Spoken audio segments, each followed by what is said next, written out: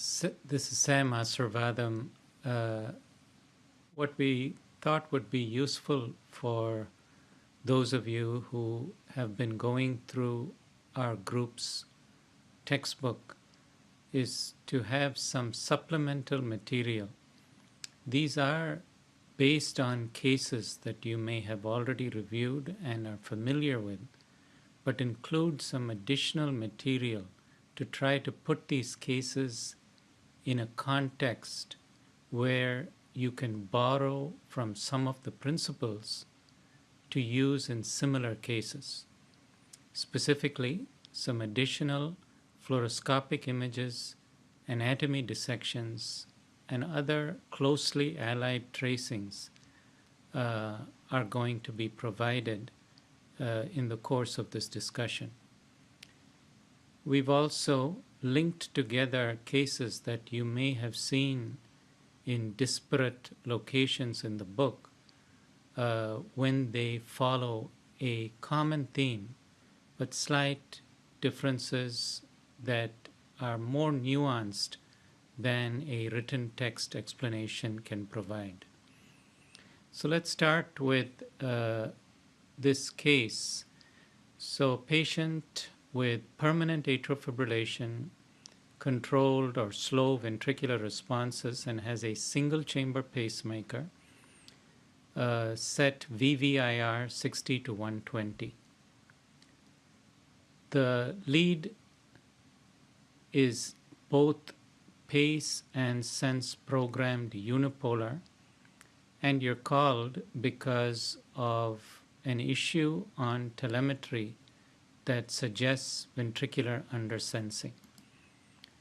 So here's what is going on. So if we take a second to review this, if we look up, we see a wide QRS, we see the local electrogram and sensing that's occurring towards the end. So sensing occurring towards the end of the QRS. And then when there is a relative pause, the device paces at its escape interval.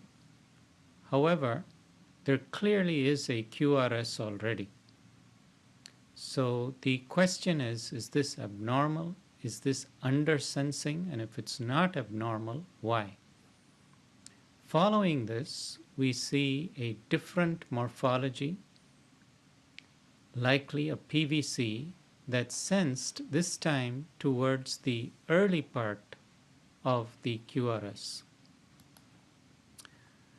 So these were the potential issues that we had asked you in the book to think over, and provided the answer that this was pseudo-fusion.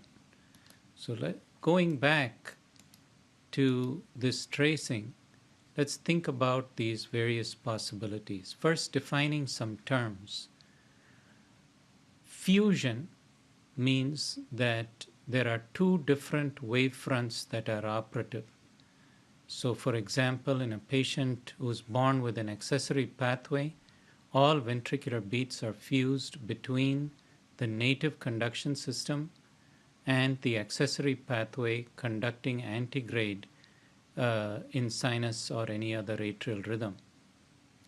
Pseudo-fusion refers to specifically paced events where there is a pacemaker output.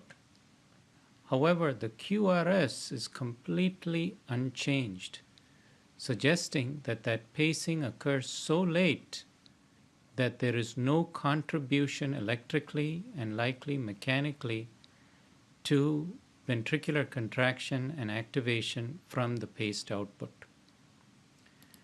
Now, intermittent ventricular undersensing is not the right answer here, because we see the sensing is appropriate, it's fixed, it's just that it's late in the QRS, and as a result, a paced event is also sensed late enough that because the escape interval occurs the pacemaker does output.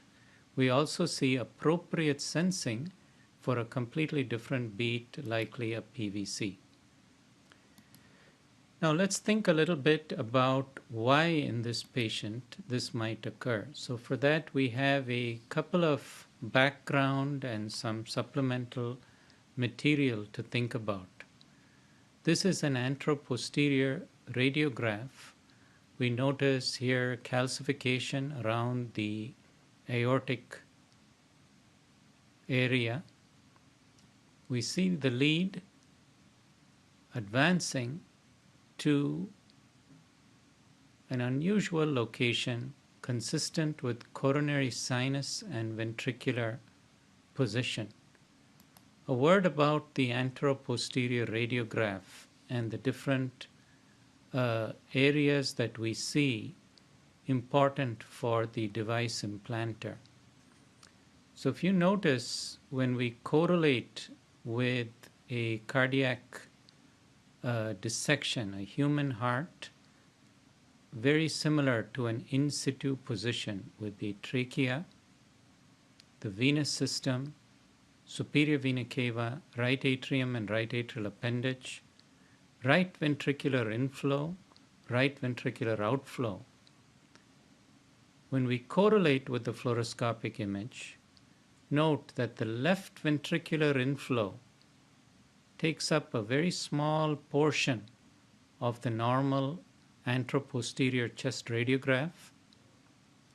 However, if we see a lead that does not advance across the tricuspid valve normal location to the right ventricle, but rather to a portion closer to the left ventricular contribution to the silhouette, we suspect that this is in the coronary sinus reaching the outer wall, the epicardium of the left ventricle. Other important locations to keep in mind from a device implantation standpoint is we should expect to see the lead close to the free margin here, which is the superior vena cava. We'll see in a subsequent example where the lead does not take that course, giving rise to a different set of considerations.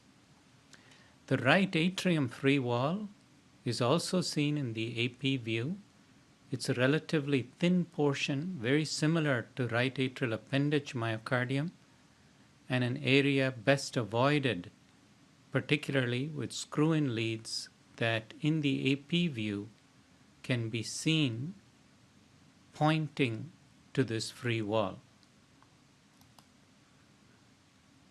On the other heart border, a few important sites to keep in mind. We see the pulmonary artery. The pulmonary artery taking a portion here just underneath the aortic knuckle. This is an area where some implanters like to advance the lead, and after advancing the lead, pulling it back to a location of interest either in the right ventricular outflow tract or eventually to the right ventricle inflow portion or apex. This is important to recognize in the AP view because if attempting coronary sinus cannulation, because the coronary sinus empties to the right atrium near the annulus and takes a course, as in this patient's radiograph that I showed previously, going to the free wall of the LV, there is no way for the lead to have any kind of appearance or relationship to the aortic knuckle region. If, while trying to cannulate the CS, we see in the AP view the lead going close to the aortic knuckle, then we've actually crossed the tricuspid annulus and would have to pull the lead back, perhaps apply counterclockwise